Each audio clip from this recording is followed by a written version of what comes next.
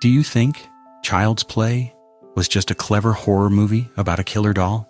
A creative exercise in turning childhood comfort objects into nightmare fuel? What if I told you that Don Mancini didn't invent Chucky? He adapted him? That the 1988 film was a carefully sanitized version of documented phenomena that had been terrifying researchers, collectors, and families for nearly a century before Charles Lee Ray ever uttered the words, "Hi, I'm Chucky. Want to play?" The story doesn't begin in a Chicago toy store. It begins in 1904 in Key West, Florida, with a gift that would spawn decades of documented incidents, academic suppression, and a pattern of misfortune so consistent that even skeptics struggle to explain it away. This is the history they didn't want you to connect. This is the thread that ties a museum exhibit to a horror franchise to something far more disturbing than fiction, and by the time you finish watching this, you'll never look at a child's toy the same way again. In the summer of 1904, a wealthy Key West family named Otto employed a Bahamian servant whose name has been deliberately lost to history. What we know, what the historical record confirms, is that this servant gave a gift to the family's young son, Robert Eugene Otto. The gift was a straw-stuffed doll, approximately 40 inches tall, dressed in a sailor suit that matched one of young Robert's own outfits. The boy named the doll after himself, Robert. What happened next has been documented by the Otto family, their neighbors, and eventually by researchers who would spend decades trying to understand it. The Otto family began hearing giggling coming from Robert's room when the boy was elsewhere in the house. Servants reported seeing the doll in different positions than where it had been left. Most disturbingly, neighbors claimed to see the doll moving from window to window when the family was away. Robert Eugene, Gene, as he came to be known, insisted the doll was alive. When confronted about broken objects or mischief, Gene would say the same thing every time. Robert did it. His parents initially dismissed this as childhood imagination, but the incidents escalated. Furniture was found overturned. Other toys were discovered mutilated, their stuffing pulled out, their glass eyes removed and placed in neat rows on Gene's windowsill. Gene would wake screaming in the middle of the night, claiming Robert was sitting at the foot of his bed, watching him. The family eventually moved the doll to the attic, where it remained for decades, though servants reported hearing footsteps above when no one should have been up. This is where the documented history becomes interesting, and where the pattern begins to emerge. Gene Otto grew up, became an artist, studied in New York and Paris, and eventually married a woman named Annette. When his parents died, Gene inherited the family home on Eaton Street, the house where Robert still waited. And one of the first things Gene did upon returning to Key West was retrieve the doll from store. Reportedly hated the moment she saw it. She described physically experiencing it vanish the moment she demanded the doll be destroyed, be given away. Gene refused. According to neighbors who knew the couple, he became agitated, almost violent, at any suggestion that Robert should leave the house. Annette began experiencing what she called episodes shortly after Robert's return to the main living quarters. Periods of confusion where she would lose hours of time, anxiety attacks that struck without warning, the persistent, unshakable feeling of being watched, even when she was demonstrably alone. Neighbors reported hearing arguments from the Otto home, Gene's voice rising in anger, followed by a strange calm and the words, "Robert doesn't like that." The couple had no children. Annette reportedly wanted them. Gene, according to friends, said that Robert wouldn't allow it. Gene Otto died in 1974, in the same room where he'd slept as a child, with Robert positioned in a chair facing his bed. Annette died shortly after. Some accounts say weeks, others say months. The cause of her death has been variously reported as heart failure, stroke, or simply natural causes. The house was sold to a new family, and Robert was left behind like furniture no one wanted to claim. The new owners, whose names have been protected at their request, discovered the doll in the attic during renovations. Their 10-year-old daughter immediately became attached to him. She gave him a place of honor in her room. She talked to him constantly. And then, within weeks, she began telling her parents that Robert moved at night, that he didn't like her other toys, that he had told her things things she wouldn't repeat. The girl began having nightmares. She developed a stutter she'd never had before. She refused to sleep in her room, then refused to enter it at all. Her parents, initially skeptical, reported their own experiences. Cold spots near the doll, the sound of scratching from inside walls, the persistent sense that something in the house was watching them with malevolent intent. The family donated Robert to the Fort East Martello Museum in Key West in 1994. They sold the house at a significant loss and left the island entirely. When contacted years later by a journalist researching the doll's history, the mother, now elderly, had only one thing to say: "We should have burned it. We were too afraid of what would happen if we did." The Fort East Martello Museum is a real place. You can visit it today. It's housed in a Civil War-era fort, its brick walls thick with history and humidity. Robert the doll sits in a glass case in a small room dedicated to Key West's stranger stories. He's wearing his original sailor suit, now faded and worn. He holds a stuffed lion that Jean Otto reportedly made for him, a companion for a companion. The doll's face is painted cloth, its features slightly askew from over a century of existence. Its button eyes staring at nothing and everything simultaneously. But it's not the doll that draws researchers. It's what surrounds him. The walls near Robert's display case are covered floor to ceiling with letters, thousands of them, handwritten letters, typed letters, letters on hotel stationery and notebook paper, and the backs of postcards, letters from visitors who mocked the doll, who took photographs without asking permission, who made jokes or obscene gestures, or simply failed to show what the museum staff insists upon: respect. The letters are apologies, and they detail a pattern of misfortune so consistent that statisticians have quietly studied it without publishing their findings. A man from Ohio writes about his car breaking down 3 times on the drive home after pretending to punch Robert's display case. A woman from Germany describes losing her job, her apartment, and her relationship within 6 weeks of laughing at the doll. A family from California details a vacation ruined by illness, accidents, and flight cancellations after their teenage son took a photograph without asking, and then, when the image came out blurred, called the doll a stupid fake. The museum staff has cataloged the patterns. Car accidents are the most common complaint, occurring within days of visiting. Next come mechanical failures, appliances dying, phones crashing, cars refusing to start. Then relationship problems, fights with spouses, estrangement from family members, friendships ending without explanation.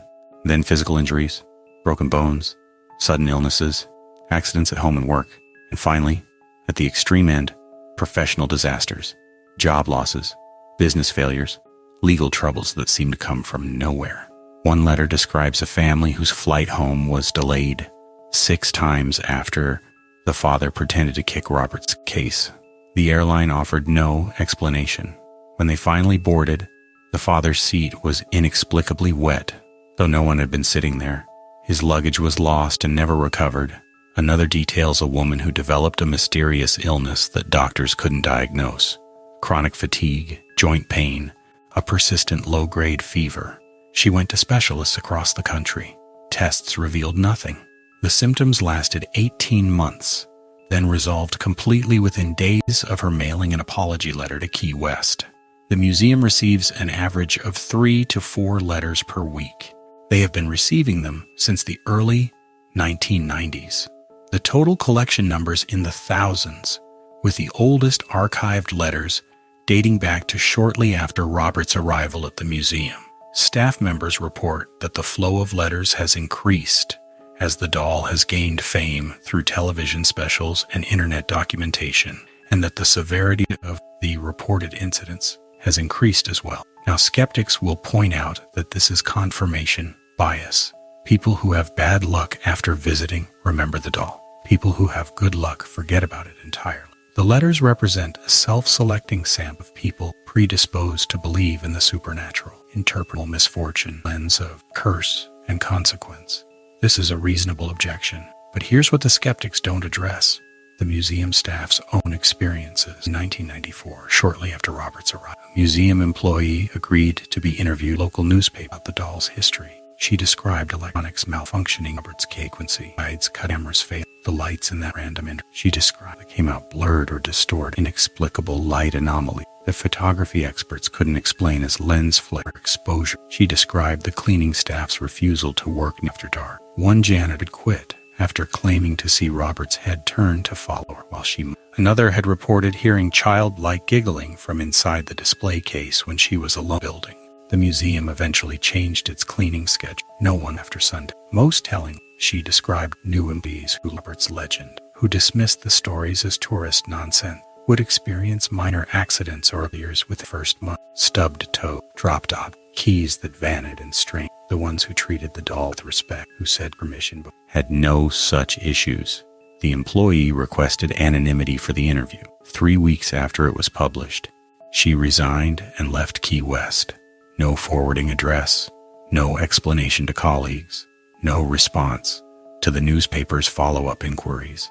Her replacement lasted 4 months before leaving under similar circumstances. This pattern, believers experiencing nothing, skeptics experiencing consequences, appears again and again in the documented history of Robert the Doll, and it mirrors something that researchers in a very different field had been studying since the 1960s. In 1967, a researcher at Duke University's Parapsychology Laboratory, the same lab that had conducted the famous Rhine ESP experiments in the 1930s, began a quiet investigation into what he termed object attachment. His name doesn't appear in any published papers on the subject. His work was funded through whose source was later classified by the university's administration. What we know comes from a graduate student who worked with a woman who went on to teach folklore study at Western University and who agreed to discuss only after her retirement in 2000. According to this, the Duke researcher had spent 3 years identifying objects across the United States and Europe that exhibited what he called consistent interaction. These weren't haunted houses or cursed locations, phenomena tied to specific places, but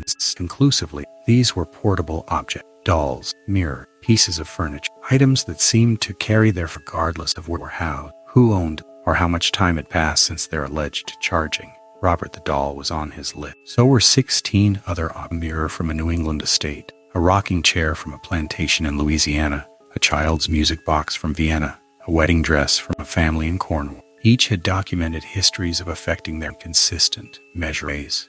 Each had been the subject of local legend that, when investigated, proved more historically grounded than the researcher had expected. The researcher's hypothesis was contrary, even with the already marginal parapsychology he believed interacted with them. Objects owned by traumatized individuals, objects present during moments of intense emotion, objects that were the focus of ritual or belief. These could become charged in ways that affected people who came into contact with them. The graduate student described experiments conducted between 1968 and 1971. Volunteers were exposed to objects from the list without being told their history, their alleged properties, or the purpose of the study. They were simply asked to sit in a room with the object for 30 minutes while their physiological responses were measured. Heart rate, galvanic skin response, brain wave patterns, body temperature. According to the student, the results were striking.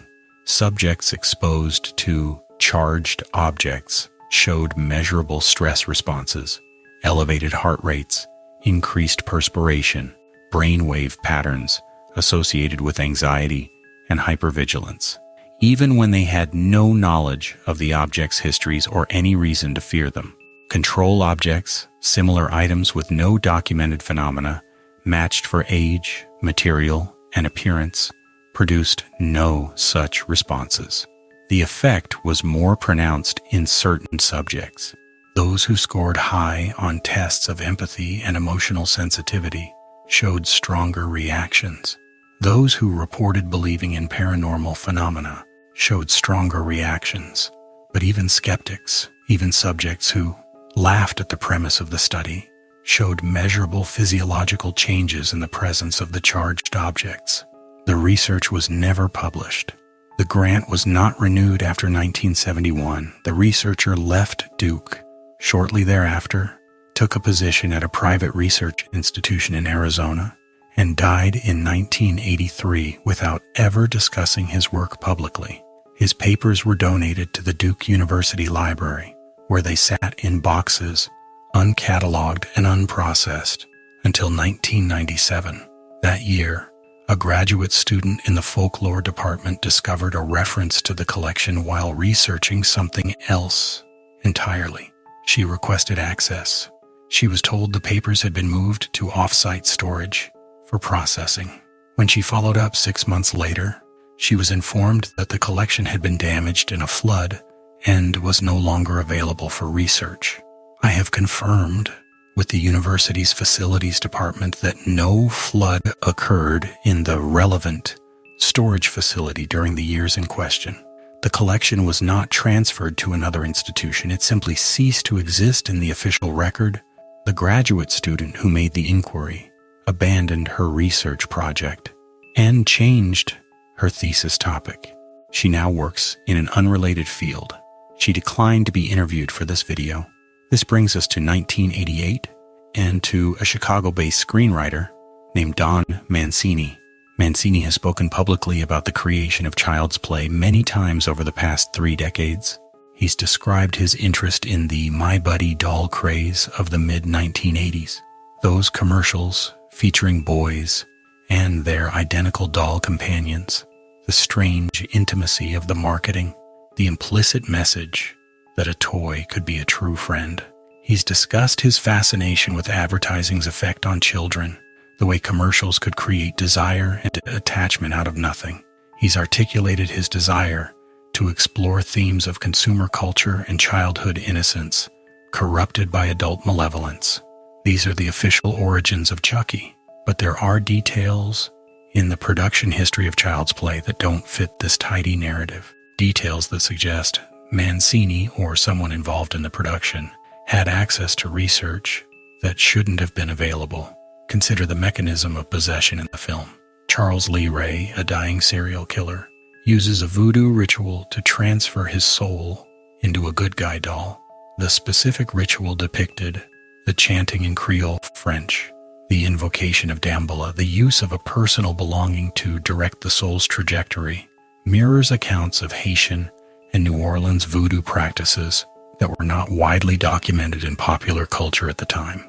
Academic texts on voodoo existed, but they were dense, scholarly, and not the kind of thing a horror screenwriter would typically encounter. More significantly, the concept of a soul attaching to an object through ritual and trauma parallels the Duke researchers' theories almost exactly, theories that, remember, were never published. Consider the doll's behavior throughout the film and its sequels. Chucky doesn't simply kill, he manipulates. He forms relationships. He becomes attached to his owner, Andy, in ways that echo the documented relationship between Jean Otto and Robert. The film explicitly depicts Chucky becoming more human-like the longer he inhabits the doll, more capable of bleeding, of feeling pain, of being vulnerable, a detail that matches no existing horror movie template, but does match the Duke researchers' hypothesis about objects absorbing human characteristics over time through continued interaction. Consider the production itself. Child's Play was filmed in Chicago, doubling for an unnamed American city, but the production designer made multiple trips to Key West during pre-production. This is documented in trade publications from the time, short mentions in production reports, travel receipts that surfaced during a later lawsuit over the film's profits. The official explanation was location scouting for possible second unit photography, but no scenes in the finished film take place anywhere resembling Key West. No tropical locations, no historical architecture, nothing that would require a Florida trip, let alone multiple trips spanning several months. When asked about these trips in a 1989 interview with a horror fanzine, the production designer gave a one-word answer: research. He declined to elaborate. The interview ended shortly thereafter. He has not discussed the film publicly since, despite the franchise's ongoing success and the numerous retrospective documentaries produced for anniversary releases. But the connections don't end with Child's Play's production, because the pattern that began with Robert the Doll in 1904, that was studied at Duke in the 1960s, that allegedly influenced a 1988 horror film, that pattern has continued, and in the decades since the film's release, it has accelerated.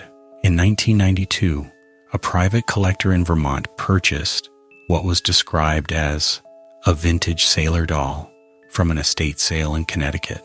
The seller mentioned, almost as an afterthought, that the doll had been owned by a family who had experienced some difficulties in the years they possessed it. The collector, an antiques dealer specializing in Victorian-era toys and children's items, thought nothing of it.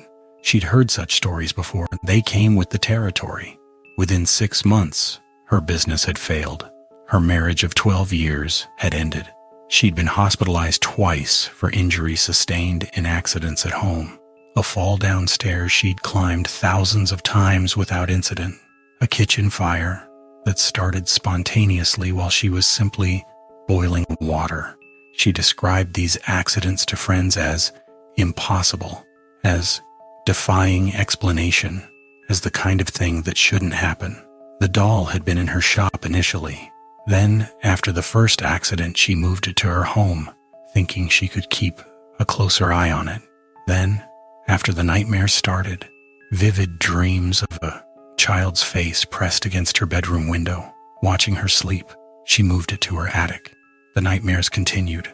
She eventually sold it at a loss to another collector, a man from Massachusetts, who specialized in haunted objects and believed he could handle whatever the doll carried. He sold it within the year. The doll's current whereabouts are unknown. This story was never reported in mainstream media. I found it in an archived online forum dedicated to antique toy collectors in a thread from 2003 that has since been deleted along with the entire forum. The original poster used a pseudonym. Her identity has never been confirmed, but the details she provided, the timeline, the specific nature of the accidents, the pattern of the doll's movement from owner to owner, the escalating severity of the incidents match other documented cases with unsettling precision. In 1998, the Fort East Martello Museum reported a break-in to local police. The report, which I obtained through a public records request, describes an unusual incident. Nothing was stolen from the museum. No displays were damaged.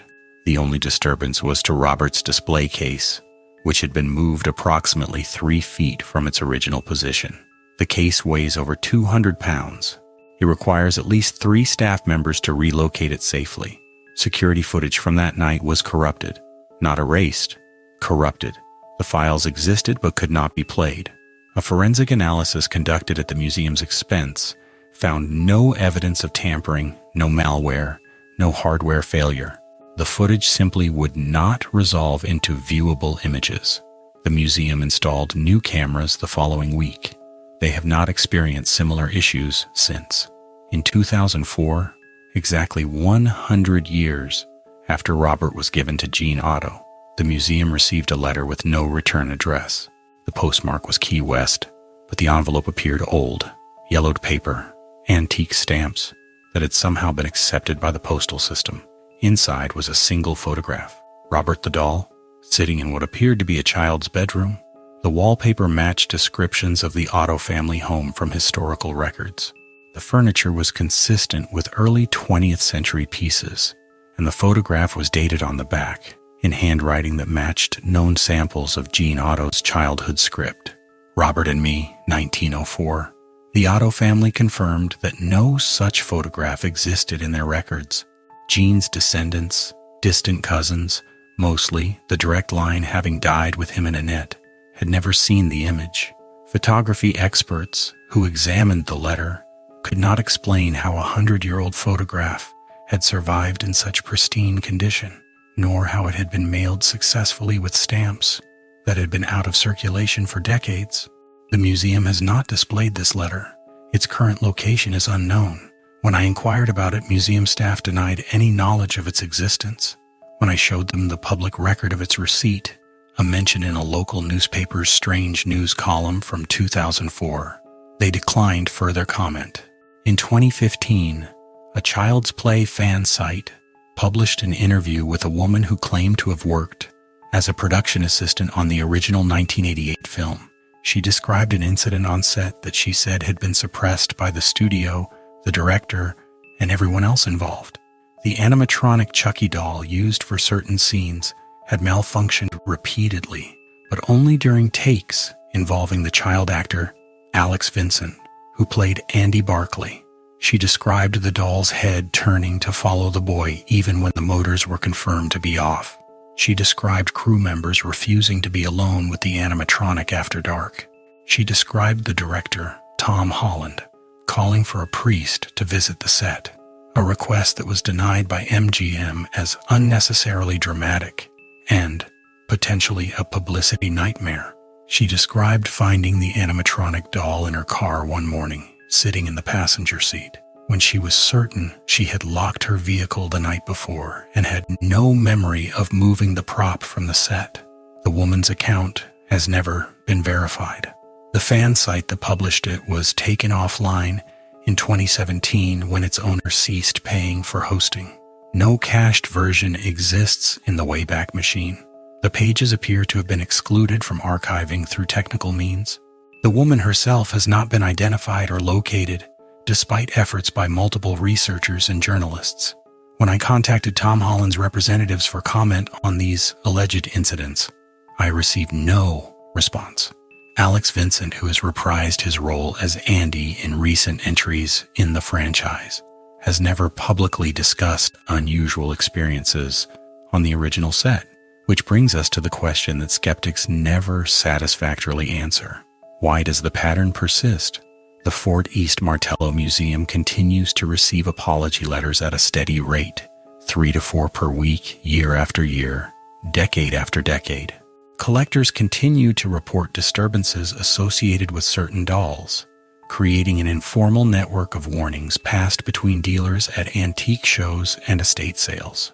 The Child's Play franchise has produced 7 sequels, a television series that ran for 3 seasons, and a 2019 remake, and each production has been plagued by what crew members describe as unusual difficulties, animatronics failing at crucial moments, actors reporting nightmares about the Chucky character that persisted weeks after production wrapped, equipment malfunctions that technicians cannot explain, batteries draining instantaneously, cameras capturing images that weren't there during filming, audio recordings picking up voices that no one present can identify.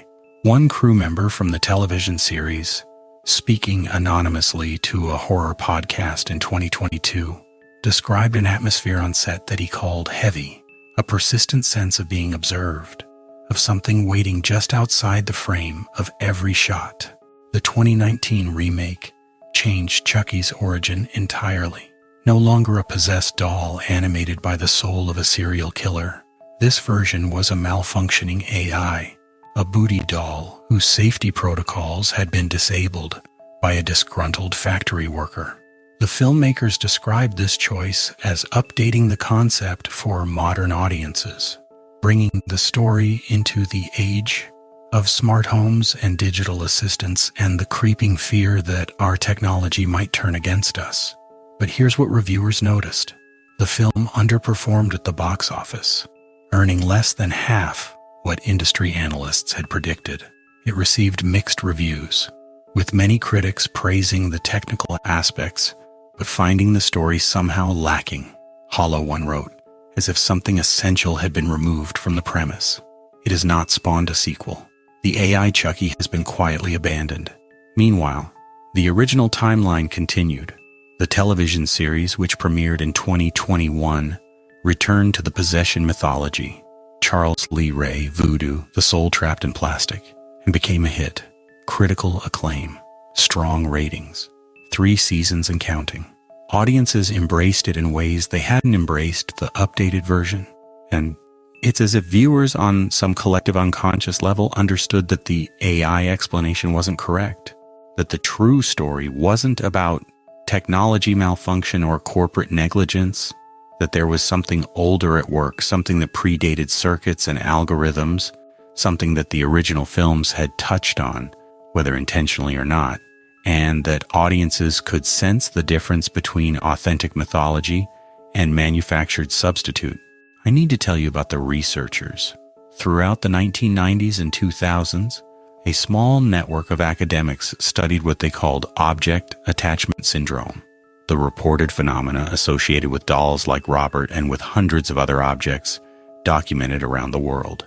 They operated outside mainstream parapsychology, which had moved on to more respectable-seeming research areas, near-death experiences, meditation studies, the neuroscience of belief. The object researchers were considered fringe, even by fringe standards. They communicated through private email lists, with membership by invitation only. They met at conferences focused on folklore and material culture, presenting papers and sessions attended by handfuls of people, while larger sessions on more conventional topics drew hundreds. Their work was never published in peer-reviewed journals, not for lack of trying, but because reviewers consistently rejected their methodology, their premises, and their conclusions as unfounded, unscientific, and harmful to the academic credibility of serious folklore research. But they persisted, and what they discovered, over years of careful documentation and cross-referencing, was a pattern. Objects associated with documented phenomena shared certain characteristics. They had been owned by individuals who had experienced significant trauma, abuse, grief, violent loss, profound psychological suffering. They had been the focus of intense emotional attention over extended periods. Love, fear, obsession, hatred. They had been involved in rituals, whether formal religious practices or the informal rituals of childhood play. The imaginative investment of pretending that an object was alive and listening, and they had been crafted by hand, usually in cultures with strong traditions of animism. The belief that spirits can inhabit objects, that the line between the living and the non-living is not as firm as modern materialism suggests. Mass-produced objects could sometimes become charged, but the process took longer and required more intense emotional investment. Handcrafted objects, made with intention and attention, seemed more receptive to the phenomenon. Robert the doll fits every criterion.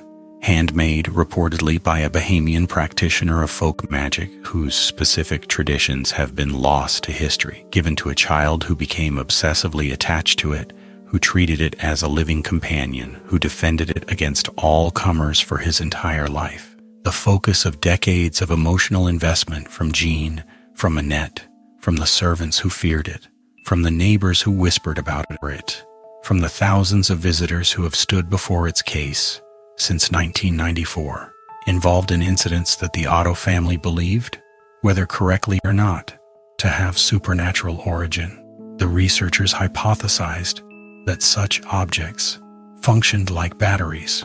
They absorbed emotional energy over time, accumulating charge through continued exposure to human feelings and attention, and when that energy reached a certain threshold, the objects began to affect the people around them, particularly those who interacted with them disrespectfully, who brought their own strong negative emotions into contact with whatever had been stored inside. This hypothesis was never tested rigorously. The researchers lacked funding, institutional support, and access to controlled environments, but they did conduct informal surveys of collectors, museum staff, and individuals who claimed to have experienced phenomena associated with specific objects. They tracked reports from around the world looking for commonalities. They built databases cataloging thousands of incidents. They looked for patterns. And then, between 2008 and 2012, the network went silent. The email list stopped receiving messages. The conference sessions were canceled without explanation. Researchers who had been active in the community for years stopped publishing, stopped responding to inquiries, stopped attending academic entirely. One by one, they withdrew from professional life. Some retired early, 5, 10, 15 years before they had planned. Some switched fields entirely, abandoning decades of expertise to start over in areas with no connection to their previous work. Some simply disappeared from the academic record. No more publications, no conference appearances, no responses to colleagues who had known them for years. I have spent considerable time trying to locate members of this network. I have found 3 who were willing to speak, all of whom insisted on absolute anonymity. What they told me was consistent in its broad outlines, though the details varied. They had been advised to stop their research. The advice had come from various sources: departmental chairs, funding agencies, anonymous letters, phone calls from individuals who identified themselves only as concerned parties. The message was always the same. This area of study was not productive. It was damaging to careers.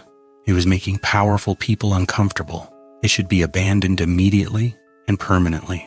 When I asked one former researcher, a woman who had spent 20 years documenting object-related phenomena before abruptly retiring in 2010, why she complied with these warnings, her answer was simple. After what happened to Morrison, we all stopped. Morrison, a name that appears nowhere in the academic record I have been able to access, a researcher whose work, if it existed, has been completely erased from databases, library catalogs, and professional histories. When I pressed for details, who Morrison was, what happened to him, why his fate would frighten an entire research community into silence, the source ended our conversation. She has not responded to subsequent contact attempts. Her email address no longer functions. The phone number she provided has been disconnected. Let me tell you what I believe. Based on everything I've found, I believe that certain objects can become conduits for something we don't understand. I believe that this phenomenon has been observed, studied, and documented by serious researchers, and that the documentation has been systematically suppressed by forces whose motives I cannot determine. I believe that the creators of Child's Play, whether consciously or not, tapped into a genuine pattern of reported experiences, creating a fictional version of something that was already terrifyingly real. I believe that the continuing popularity of the franchise is not despite its implausibility, but because of it, because on some level, audiences recognize something true in the fiction. The story resonates because it connects to something older and deeper than a screenwriter's imagination. Chucky endures because Robert endured first, and I believe that there are people who don't want these connections to be made public. Not because the phenomenon is dangerous, though it may be, but because acknowledging it would require rethinking fundamental assumptions about the nature of consciousness, the relationship between mind and matter, and the limits of scientific materialism. Such acknowledgement would threaten institutions, worldviews, and structures of power that depend on the belief that the physical world is all there is. Robert the doll sits in his glass case in Key West. He receives visitors every day, families on vacation, ghost hunters seeking thrills, skeptics looking to prove something, believers hoping to experience something.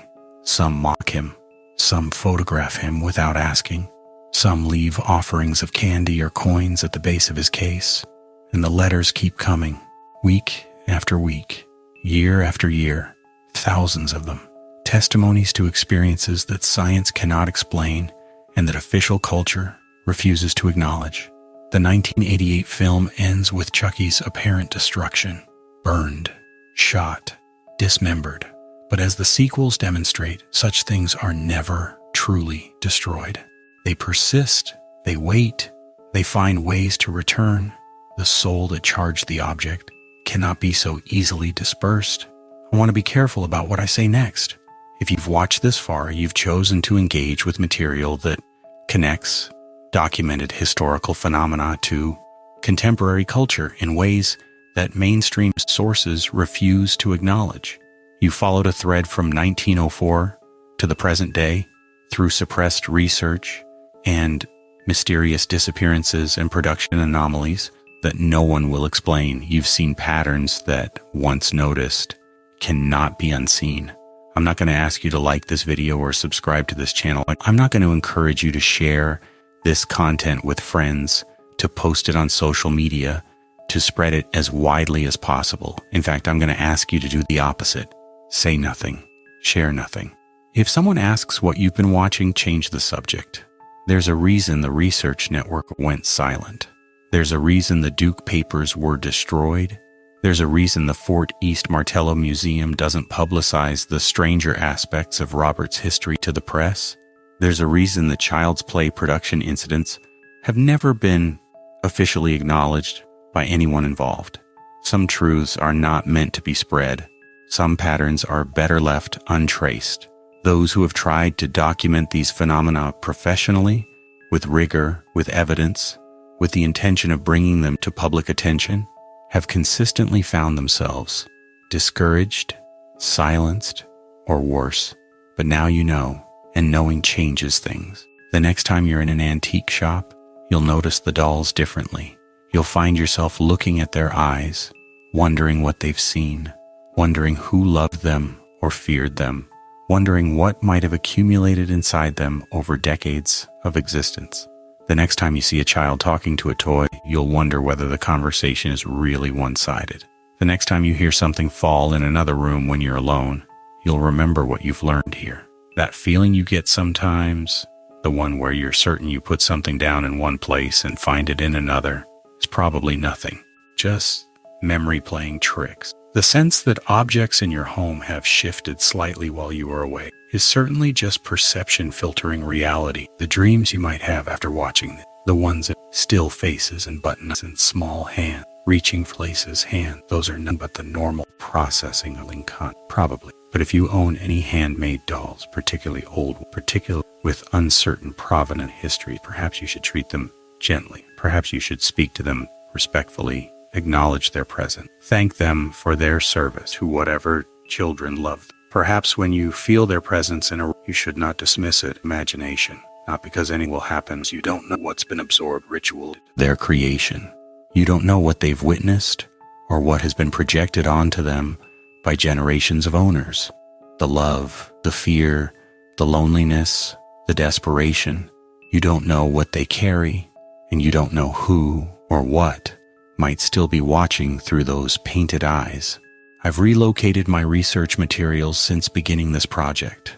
The files I accumulated over months of investigation, the forum archives, the interview recordings, the documents obtained through public records requests, have been moved to a secure location. The originals have been deleted, the backups removed from cloud storage. I've spoken to the sources who would speak to me, documented what I could, e.g., and stopped trying to contact the ones who won't respond. The pattern is clear enough. The warning is clear enough. Every researcher who came too close to publicly documenting these phenomena found reasons to stop. I don't intend to discover what those reasons were through personal experience. If you've watched this far, you understand. You don't need to comment. You don't need to engage. You don't need to prove. You were here by leaving a trace. In fact, the safest thing you can do is close this video, clear your history, and forget what you've learned. But you won't forget. Not really. Not completely. Not when you're lying in bed tonight and you hear the house settling in that particular way it does. Not when you walk past a toy store and see the rows of dolls staring out at you from their boxes, waiting to be chosen, waiting to be loved, waiting to begin their long accumulation. Not when your child, if you have one, starts talking to a toy with a little too much conviction, a little too much specificity, as if they're receiving responses you can't hear. Robert the doll is real. The letters are real. The pattern is real. The rest, the research, the suppression, the connections, I'll leave you to judge for yourself. But remember this, Gene Otto spent his entire life insisting that Robert was alive. He maintained this position through childhood and adolescence, through his education and career, Through his marriage and his final illness, he defended the doll against skeptics, against his wife, against anyone who suggested the whole thing was imagination or madness. He died in 1974, in the same room where he'd slept as a child, with Robert positioned to watch. His last reported words were addressed not to his wife, not to his doctor, not to God. They were addressed to the doll in the corner of his room. No one knows what he said. The nurse who was present refused to repeat it. The words have been lost to history along with so much else about this phenomenon. The doll, of course, isn't talking, at least not to us.